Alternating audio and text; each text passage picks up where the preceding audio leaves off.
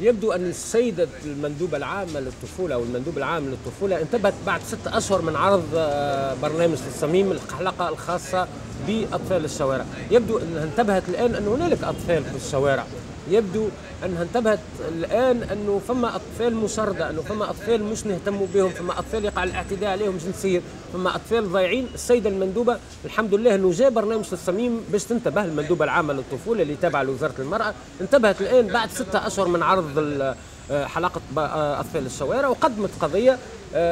خرجت الآن من البحث، أدليت بشهادتي أو أدليت برأيي. الحلقة لم تعرض أي طفل للخطر، الحلقة غطت الأطفال اللي تعرضوا إلى اعتداءات، غطت وجوههم، غيرت أصواتهم، وبالمقابل خلينا الأطفال اللي يبيعوا في المسموم واللي يبيعوا واللي يقع استغلالهم اقتصاديا. أعتقد أنه هما قاعدين يصوروا فيهم يوميا، السياح يصوروا فيهم، الكبير والصغير يصوروا فيهم، يشتروا من عندهم في المسموم، نراوهم في اللي حوامل نتاع الميكانيك وغيرهم.